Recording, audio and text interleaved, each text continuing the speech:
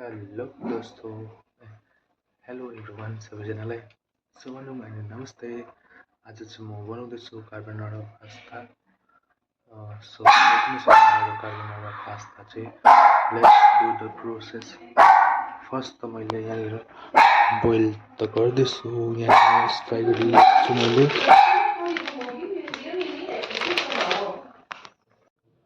यहाँनिर इन्ग्रिडियन्ट्सहरू चाहिँ के लाग्छ भन्दा चाहिँ गाइस यो भयो चप गार्लिक, यहाँनिर छ अन्डाको रानी र पार्मेसन चिज। यो कार्बोनाराको बेस्ट पास्ताको बेस्ट चाहिँ यही हो, एग यक र पार्मेसन चिजको चाहिँ सस बनिन्छ। अनि यो बेकन हो, बेकनमा चाहिँ तपाईँले पोर्कको बेकन भयो, टर्कीको, बिफ, यो तिनवटामा जुन चाहिँ पनि हाल्न सक्छ। अनि बेसिकली कन्टिनेन्टल फुडमा ओलिभ ओइल हाल्छ, तर म चाहिँ यहाँनिर बटर युज गर्दैछु किनभने फ्लेभर राम्रो आउँछ भनेर।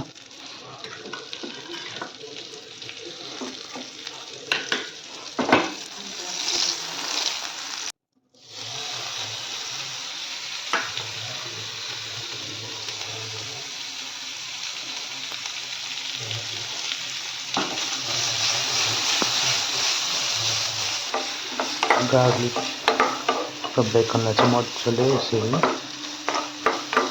सौदै गर्नुपऱ्यो, फ्राई गर्नुपऱ्यो जबसम्म यो करारा हुँदैन, क्रिस्पी।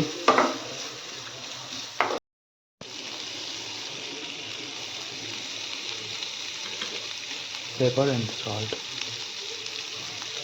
कालो मरिच र मरिचको पाउडर र नुन।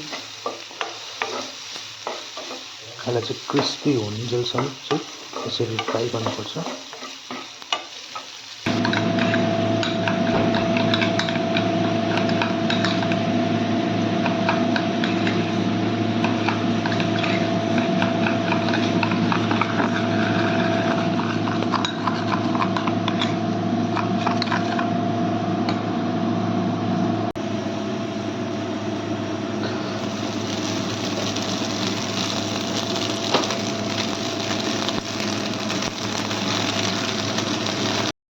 भयो गाइस, यो चाहिँ अब चाहिँ प्लेटिङ गर्नुपर्ने छ।